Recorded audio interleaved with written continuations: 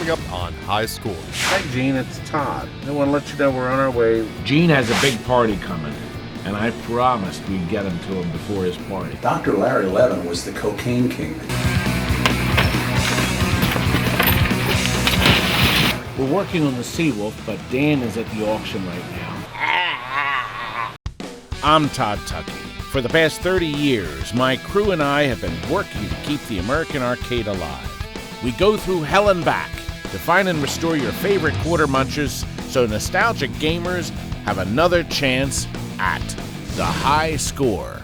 We're heading to Sicklerville, New Jersey.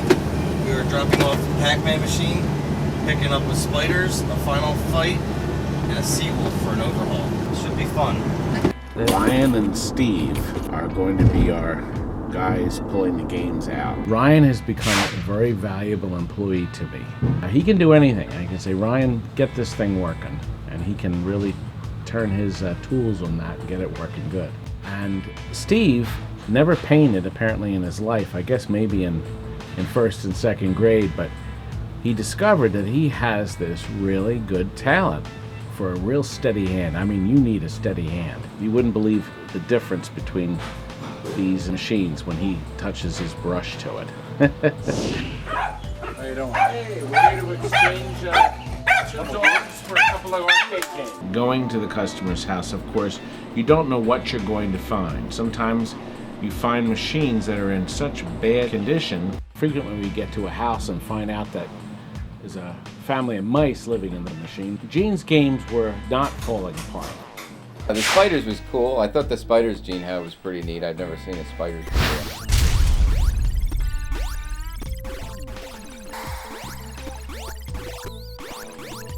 Spiders is quite rare because they didn't make many of them. And it was all original stickers, original artwork. It was in good condition too. All his games were in good condition. After we arrived at Gene's house, I found out that he in fact had an arcade back in the video game boom in the early 80s. So these machines were in your game room? No, these particular machines were here when I bought the house. But we had a good time. I had we opened it from scratch actually in an old bank. And I got the coin upstairs to show you. It was a standalone building in a strip mall in Eagleville. Well, the irony is, 2 years later when we sold it, I was back on active duty. I got a call from the U.S. Attorney and said, "Do you know Dr. Larry Levin?" I said, "No, the name doesn't ring a bell." He said, "Well, you sold him a game room." I said, "Well, we sold the dentist a game room, you're right." Dr. Larry Levin was the cocaine king, the guy that had all the cocaine and then skipped town and was convicted. I think he's still in a who's job. It always seems like the bigger and the heavier the cabinet is, the more steps there are. Gene, we'll see you again in about 2 weeks. Yeah. Just in time for your party. Sounds good to me. Have a good weekend. Thanks.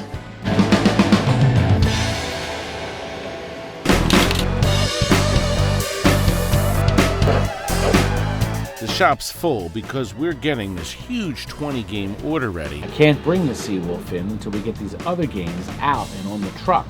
There's no room. It's down to the wire, and we have a week left to deliver these 20 games to Michigan.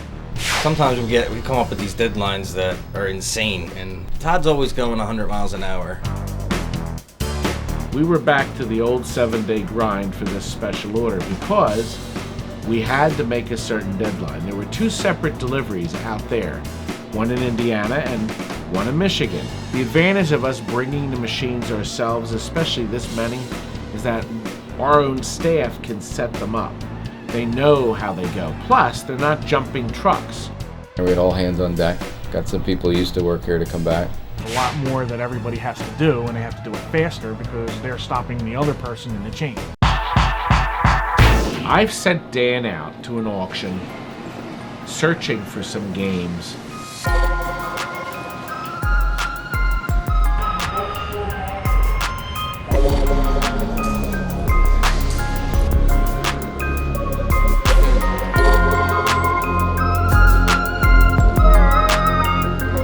Dan came to me also looking for part-time work, and it worked out so well he decided to stay on for a while. He likes selling games the most. He's a people person. He likes going in the showroom when we have customers in. Initially walking into the event, I saw there wasn't a lot of people there. Not a lot of people I should be worried about anyway. You never know what you're going to find at an auction. I had a good feeling that most of the equipment we wanted we could get. All in all, it looked like a decent inventory. We had no idea what Dan was going to find. We're here to get games cheap and use the parts and refurbish them ourselves. We're not here to spend a lot of money. That's why it's an auction. You could find that great deal. You could find that turd. Some of them were other games in different cabinets that were originally something else, so they weren't worth buying. I always tell Dan, call me. Typically when I go to an auction, I'll call Todd, let him know who's there, what our competition is, and also what I think that we need and what we can profit off of. Dan called, and he said he found a Michael Jackson Moonwalker. Michael Jackson Moonwalker, that game brings money all day. Whenever I had those Michael Jacksons come in, a collector who loves Michael Jackson would buy it. Anything with Michael Jackson's name on it brings customers. You can't get anything like it in any home system.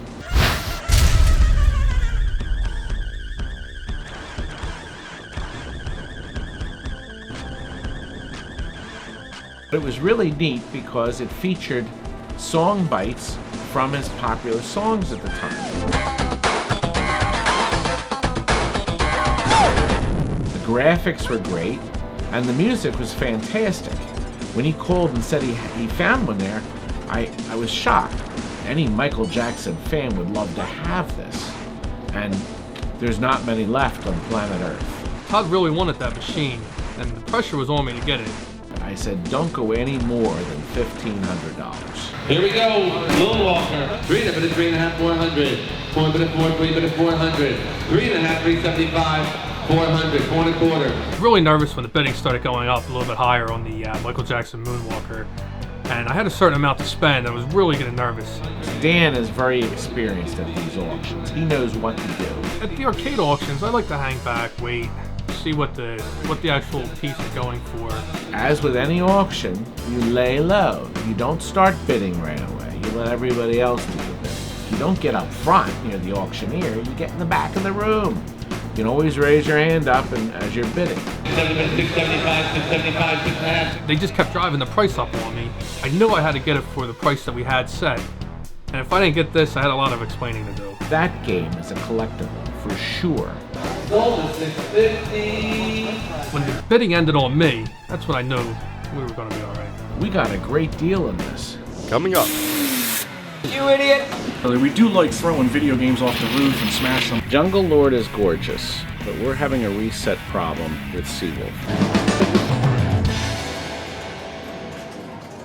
That truck is packed and we are ready to go. Put a lot of hours in. Somehow we got it done. I don't know how that happened, but we did. We got it done. It was chaotic. It was wall to wall here, day and night, 12 hours, 13 hours a day. Yeah, we had to rush to get some of those done, but we made it. We made it to the end, and we got them all out. Okay, guys, we're ready to go. And remember, if anything goes wrong, don't come back.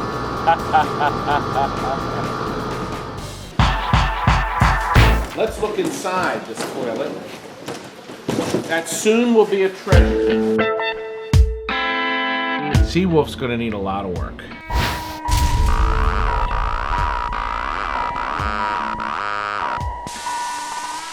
Gene has a big party coming, and I promised we'd get him to him before his party. Yes, we are under pressure. Yes, it will take us some time, and yes, there is a chance we won't get it done. But we're going to work our hardest. Everybody's going to be working on these at one point. Feel how nice and smooth that moves. This is really quality American craftsman. So that'll all have to be disassembled and cleaned. So, we got a lot of work on this machine. This is a 20-hour project. You can start now. Walking through the auction, and then I saw two Miss Pac-Mans there, and I thought we could make a lot of money off of them. Right off the bat, those are always sure buy.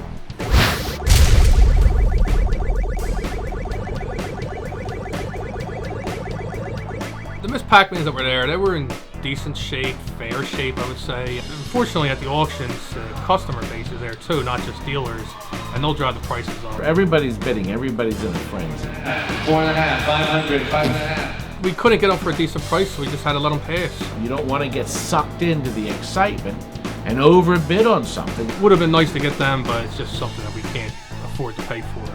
I talked to Dan earlier, and he told me there was a Super Checks hockey there. I opened it up for the inspection before the auction. It did have a circuit board in it. It was not playing, but it did light up, so we can repair that here. We have the means and the manpower and the knowledge. At the end of the auction, when everything was done, I walked outside, get away, get some air, and give Todd a call. Hey Todd, we made out pretty good. He said, Todd, I got some great deals.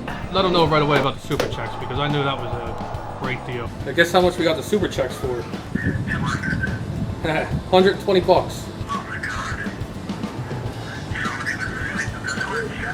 He couldn't have been happier.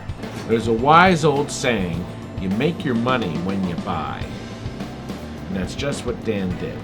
That game was definitely the winner of the auction. That paid for everything else, the trip, and probably one of the guys' salaries for the next week. That's a win all day.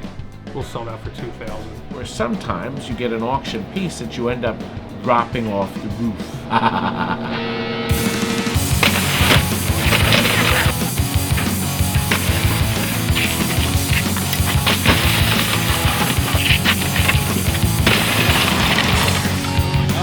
We do like throwing video games off the roof and smashing them. These games were not worthy to sell.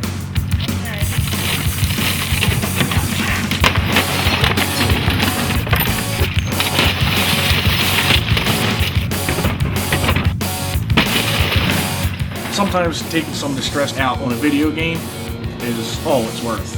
Why fix something that's junk? Why put all this time and energy and sell it when we can have more fun throwing it off the roof?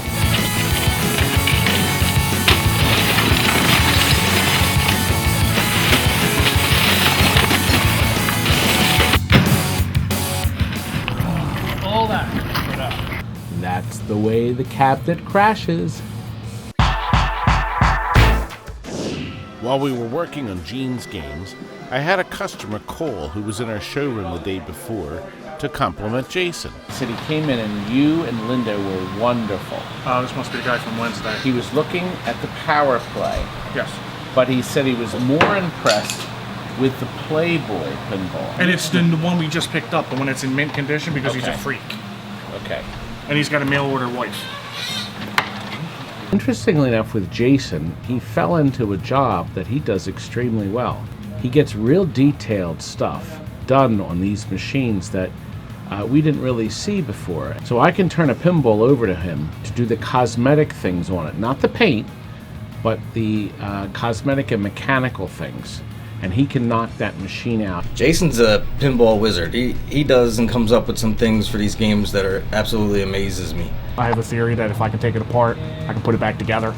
He'll take everything apart, rebuild it, put it back together better than it was. When we brought the Seawolf in, the connectors that plug into the board were all bad. Just from being unplugged and plugged in, unplugged and plugged in for the last 34 years. So what we're going to do is, instead of fussing with this old thing, is just use a brand new one. So we're going to cut each wire off and then solder it together. And we'll have a brand new connector when we're done. And then I'm going to resolder all these pins here. This is where the socket actually connects to the connector here. So we're going to reheat each one to make sure it has a good connection. The W apparently works fine. Now here's just a 53 GE. Works fine too? Yep. Good. So I'm going to take that out, take them out, and put a brand new fuse holder in, and then solder it together so that it's fixed. Gene, it's Todd. Hey, greetings. I want to see if we can come out tonight. I have good and bad news. Jungle Lord is gorgeous, but we're having a reset problem with Seawolf over and over. It's not resetting every time. I don't know if we'll be able to get it done. Somebody's working on it now, but it's getting so late. I figured let's get this so we at least have one more game in there for the party. Good. Okay, we'll be coming out shortly. Okay, Gene. All right, bye. Curt, you idiot! Look what you did. You blew it, Wallace. Yo, Howell, man, how we gonna fix this game? Can't fix nothing if we don't have the juice, Bruce. I'm blaming you. And that 70-year-old game you're working on. 7. Coming up. This button clears the high score. Oh, it's 100% better. They've done a great job.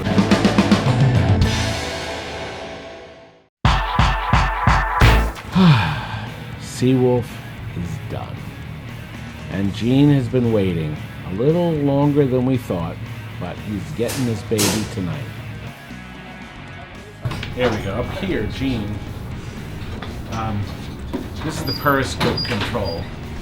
And we had problems on this board here. It senses where the periscope is pointed. Now these lights show you what shot you're on and the reload. It also lights up the scope on the screen. These bulbs here flash when you hit the ship, and those were what our problem was. We found out that Seawolf will not run without the original power supply. So we rebuild it with all new parts. It takes a special reset circuit, so every time you turn it on, it works. With the new power supply, it wouldn't do that. You turn it off and on, off and on, off, and it'll finally kick on. And then the most important thing is the logic board. This is a whole different board. Your board has chips on every socket. This board just has 2 big chips. So you eliminate more loose connections. But she is done, and it should give you years of fun. Oh, it's 100% better. I mean, it's completely. Not only does it work, obviously, but they've done a great job in restoring it. I mean, it was pretty beat up. This game had seen a few miles. I think it's great. I mean, it's fun. It keeps the kids occupied. If it rains outside and they can't go in the pool, they come down here and play in the arcade.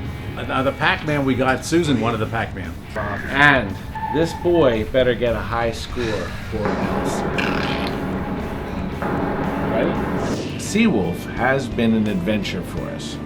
Bringing back a game this old back to life was tough. The side art needed some work. Side art was the sides were splitting because of just the age, so the artwork was kind of coming apart. Match 30-year-old colors that have been faded and things like that are a bit more difficult. Steve painted it and made it look really good again. We think we did a good job on it. It is nice to work on equipment that's built so well. The periscope's solid metal. It's just a nice piece of equipment. And now we have it in a home where the customer will appreciate it. Seeing the end product, seeing it come in looking like crap, and then seeing it go out and the customer's actually happy with what we did. I think that's where I get the most satisfaction, just being able to, say it go. And that concludes our show for this evening. Good night. Now get out! On the next episode of High Score. On Thailand, the new arcade game from Midwest.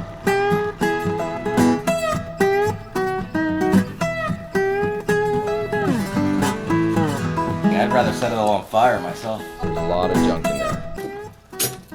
30 years, but Should we have ever come? How many doors can this place have? Best reception. Here it is, guys. it was nasty in there, grungy, dirty. It says right on it, out. It felt like that floor was gonna fall right through. I brought you a long way from wicker furniture. Really? The sons of took all the boards out of them. Do you know how much this is worth? Do you know how much this... Oh! Where are the games?